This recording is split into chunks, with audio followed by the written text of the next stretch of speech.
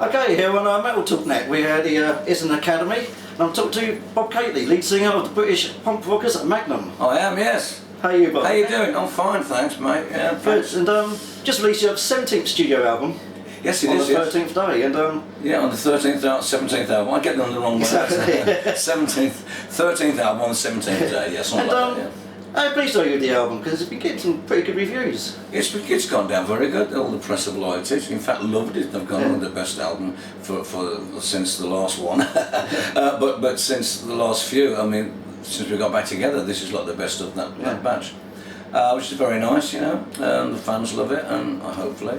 It sold lots of copies all around Europe, but charted in Germany, charted in the UK, charted in Sweden. Those are our three main markets, I believe. So, we're, you know, back in the top 30 in all those countries. Excellent. That's great. Yeah. It's good to see the name back in many ways with new fans. Yeah, so it's good. You know, we're still going, and we're going stronger than ever now. With a lot of the old fans still there, and new fans coming along. So it's good for the old heart. You're still wanted and appreciated. That's and nice. right, you just writing the tours that you finished, we're hearing at the moment. We've just been around Europe, playing in places like Germany and Sweden. So how's the European tour been for you? Great. Yeah, we started off in Sweden. We did a Sweden rock cruise. That was like the first thing we did for that. That was a lot of fun, as you can imagine, on the boat. Up Sweden and then Finland and then back. You know, it was really good. And then we did a couple more warm-up shows in Sweden. Then we started off in Germany, in Berlin, at the end of October, and went all around Germany and Switzerland, Czech Republic, Holland, Belgium, France, and then back to the UK, and we're coming to the end of the UK tour now. And you just mentioned you played like Sweden on the boat. I've been on one of these boat trips before. You know, they're quite a bit of a booze cruise for the rock fans. And how does that compare playing on a boat? Because sometimes the boat does sway a little bit. Yeah, well, no, it wasn't that bad actually. It's nothing like the ferry where you go, oh, I'm on a boat. It just follows the coastline, so it's very gentle. It could be just like this, you know. No problem. I keep forgetting I was on a boat. Well, exactly, because people have never been on these. I highly recommend it because it's like a big cruise liner in many ways. It's like a big shopping mall, arcade, and they've got you do forget you're on a boat sometimes. They've got restaurants, bars, discos, casinos, everything. It's fantastic. Proper cruise liner, but rock. You know, metal, really good. And on this tour, you've had a young band with you, Neon Fly from London. Yes. Young bunch of guys. Get on yeah, we got on with them. Great. They did a great opening set for us and warmed the crowd up lovely for us. And everybody thought they were great, and I think they'll do very well in the future. And they're nice guys as well to work with. So cheers, Neons. Good. And we were just talking about the reviews, and I said it's got fantastic reviews everywhere. Apart from there's one magazine, they gave it a scathing report, and maybe not surprised when I said what magazine this was, but Kerrang magazine. Kerrang, yes. Well, yeah, I think Kerrang have lost the plot these days with music anyway, so whatever. It doesn't bother us at all. Exactly. There's, you know, it doesn't matter. That's just one magazine's opinion of it, and we're not going to worry about it because we know that everybody else loved it, and so whatever, Kerrang. So when you ever do see bad press, does it affect you in many ways? Or? No, bad press never affects me, no. Because we know that there's more people out there who appreciate the music. And you know, it's a free country, and you know, you get bad reviews sometimes. It happens. All bands get it. And you can't have great reviews all the time. That isn't. It stops you from getting big-headed, doesn't it? Yeah, keeps your feet on the ground. Yeah. So it's okay, but I mean, I don't listen to that. I don't think people are bothered. But I think our fans have got more sense than us to listen to somebody who wasn't obviously into our kind of music, so wasn't really bothered about giving it a nice review. Yeah, shame really, because like I say, because once upon a time you were like cover stars at Kerrang magazine back in the 80s. Oh, yeah, we used to be on the front cover with the American period of our time. Kerrang loved us then. Couldn't get enough of Magnum, believe me. But things move on and people change at the magazines. Our music's changed over the years. We're older now, so you know, mate, you can't please everybody, and it doesn't really matter because all the other mags love the album. And what can I say? You know, I don't care. I know the truth. What's exactly. And what's like. Forms of press have changed over the years, you know, especially like you've been going a long time, like 35 years, and when you first started it was like black and white copies of Sounds and Enemy, and then they had the colour magazines, but now you've got the internet, and like here in England there's about 20 rock sites, and do you find like the websites are a good or a bad thing kind of thing? No, I think it's a great thing. You put it all together, and then that's vast coverage. You know, we should be so lucky to be covered. I think it's a good thing. I don't have a computer myself, so I'm not very web orientated, but it's all around me, and people say, oh yeah, there's this and that happening. And we've got lots of Magnum websites and fan sites and webzines and lots of things that I try and keep up with, you know. But I'm not old school and I'll go and look at a magazine. I'll not read it, you know. But I know that's kind of going now, and it's all internet based now. Well, that's great. That's fine. I think you've got to move with the modern times, and I think it's a good thing. Good. And tonight, like I said, we're at Islington Academy, and normally like this time of year, I'm at Hard Rock Herald. I'm not there this year because I went and come see Magnum and you were up on Saturday. But let's talk about Hard Rock Herald last year, because I thought you was the best band that weekend. It was a fantastic performance. Well, yeah, we were due to headline that, but we found out what time we were due to be on, so we brought ourselves forward and we let Therapy go on afterwards. And there was Wolfsbane on there, Blaze Bailey's Wolfsbane. There's a lot of bands that I haven't seen for a long time. We had a really nice time, and it was really set up and organised really well. You know, it wasn't rubbish. It was a proper indoor festival. It compared with the big outdoor ones, as far as I'm concerned. It was really good. And all the merch people were there. Rodney Matthews was there with his paintings. And of course, one of your former writers for your album covers. He got us to sign. Yeah, we did quite a few of ours, including this latest one. So it was a really nice day out, and we had a chalet, ponds in the chalet, you know, hardly. But on the buses was recorded. It was brilliant. Yeah, well, I had a fantastic time. Yeah, right. So we'd love to do it again anytime. If we're invited, of course, we'd love to do it. And that sort of leads me on to, like, the first time I saw you live was 1985, Castle Donington. Wow, yeah. And there's some of you haven't played since, kind of thing, you know, like Download. I do bring back some of the classic rock bands, but have Magnum ever been invited to play Download yet? Download, no, well, we played Monsters of Rock before it was called Download. And we played that in 1985, and we were on with ZZ Top and Bon Jovi, Metallica, Marillion, yeah. Right high in the charts at the time, We did that one, yeah. So, we would love to play Download, but it hasn't happened yet. So we'll see. Because you're actually a regular visitor there. We were just talking before the interview, and I always see you backstage, John Man, VIP area, local boy there. I go there with Annie, my manager, my business manager, and we live locally to Donington. To Castle Donington, so we're always there every year. If we're not working, we're always there.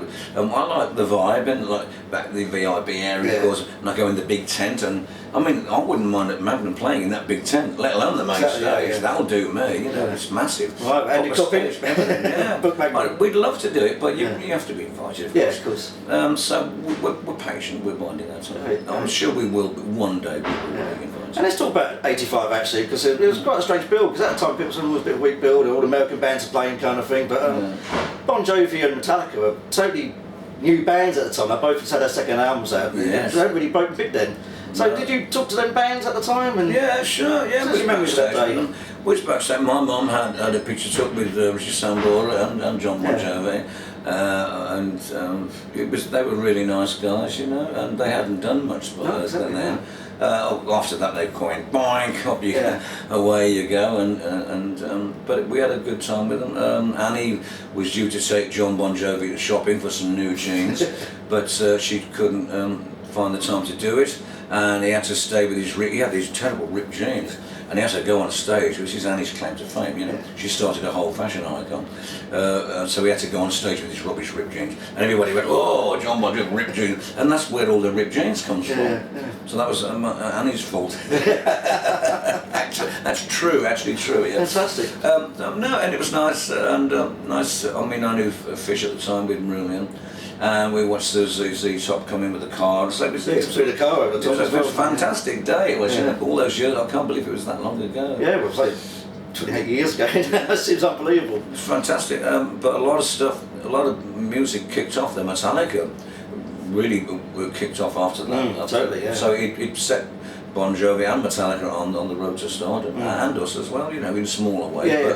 But nevertheless, that was where we picked up a new fans because exactly, and we got which you need, and that's where we touched with the mainstream rock fans, and we also signed a worldwide deal with Polydor Records that same day. So it was a fantastic day. Brilliant, So I have fond memories of '85. And I said they did sort of re-push your career in many ways. And between 86 and 90, you was on TV many times. We were, like Top of Pops many appearances, Peter Power, Sausage Road Show, I remember you doing. Yeah. And there was also like, an infamous appearance on ECT, where you was actually on that show twice. Oh, yeah. But the second time, when it's live on TV, and you just started doing on a Storyteller's Night. That's right. But, there you were, you're in this crane being flown above the studio, but the microphone wasn't working. That's right, yes. Well, yeah, see, we'd done the run through, and okay, no problem. And I thought, what's that switch there? And it's not on-off switch. Oh, it's my fault.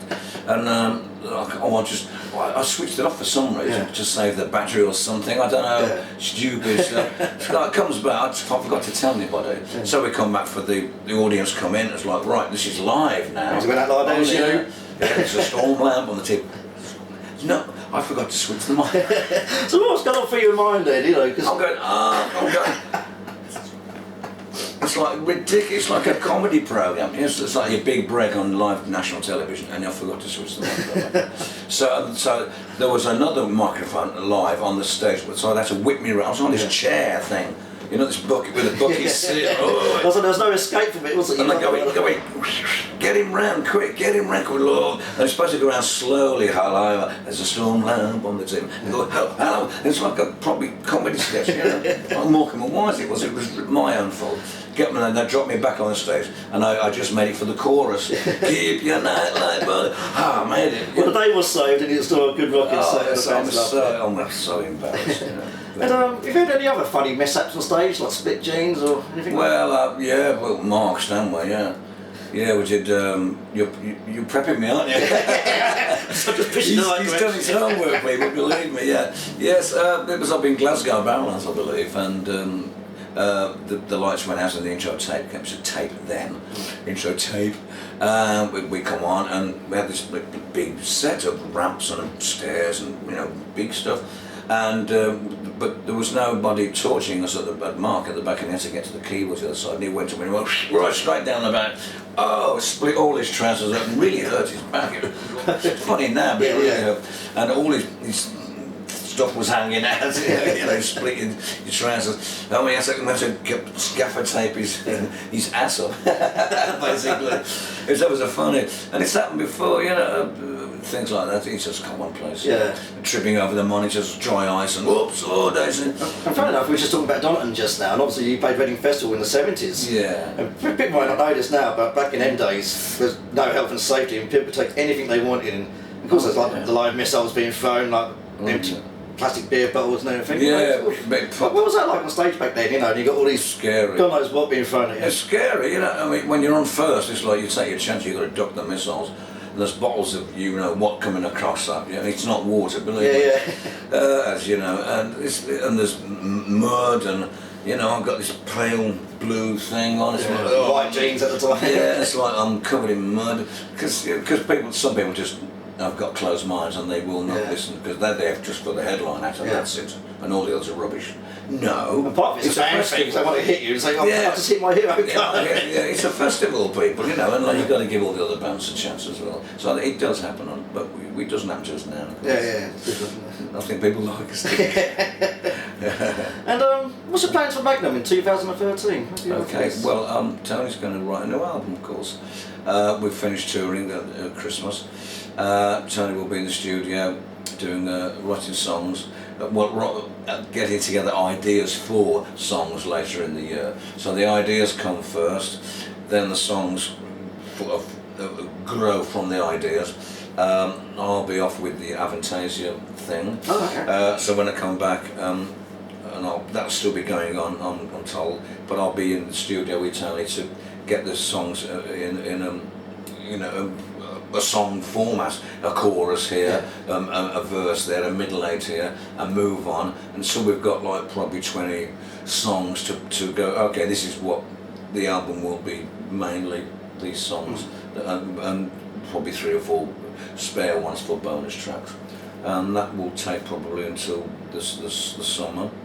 Then we're into the festival period, and we have one booked at the moment in Sweden. So there may be some more to come from that time. Yeah. Then it'll be into rehearsals and then on tour for spring 2014. Fantastic. Magnum never stops. Yeah, exactly. Yeah. Like Tony Clark is the main principal writer of Magnum. He's the only writer. Well, the only writer. Yeah. Do you ever do you have any input at all? Like, do you ever say, Tony, I'd love to sing a song about this subject? Well, no, not really. No, I kind of let him just. Yeah. You just leave him alone, and he does it. He does it fine. He will say, "Oh, well, I've got this idea. What do you think?" And I'll go, "Oh, yeah." Oh, no, and he's also got an idea for the next album title already. He said, "What do you think?" I'll go, "Yeah, but maybe that." Oh, okay, maybe that. So we do. Yeah, we talk about it. Yes, but it comes from his mind, and that takes time. And we don't mess with that, Or it's something that somebody says, I go, oh, you've said something there. I'm going to record that, say that again. So he's always listening to people. So that does happen, yes. But we do it between us. It's more subconscious than like, let's do a subject. Let's do a song about this subject, Because no, he doesn't like to be told. Yeah. It has to come from here, the heart. Yeah. And you sing the songs beautifully. And I must say, when you're on stage. Like every singer, like the Mick Jagger's got his own little swagger kind of thing. You've got like this hand waving movement. Yeah. And where does that sort of come from? Is it something you thought of, or does it just go with the music? I don't know. I've always done it. For years and years, it's sort of grown, and people just take the mickey out of me, but I don't care. So I must admit, even myself, when I'm at home, if I'm playing a Magnum record, I'm in the front of the mirror doing the same. It's kind of naturally. I can't help it. I mean, that's my microphone hand, and that's my expression hand. Yeah. And I'm just expressing the words, and I think that's important to me to portray what we're singing about. So I can't just go. I mean, some blokes they go. I mean, Paul Rogers don't do that. Yeah. He goes, cop this. There are some times now I've kind of drawn back. I've gone, okay, would Paul Rogers sing this song? Okay. But I've got Freddie Mercury in my head all the time, and he was very flamboyant, as we all know. Exactly, yeah. So fantastic. these are my influences over the years, and I'm like a sponge, and I take things on board. But nowadays I'm restricting this hand. I actually put my hand behind my back to stop it. Behave, just sing, but it comes out again. Oh, here I am. That's fantastic, Bob. We love you, Phil. We really do. I hope so. Well, it's been fantastic talking to you, and I wish you all the best. And on the 13th day is the latest album. Go and get it. It's Magnum. I'm still making fantastic music. That's nice to be saying. All the best for the future, and I better get up and turn the camera. So just keep on smiling. Okay. Cheers, people. It's okay. Yeah, perfect. Okay, good. Good. I'm glad that went quite well. Yeah.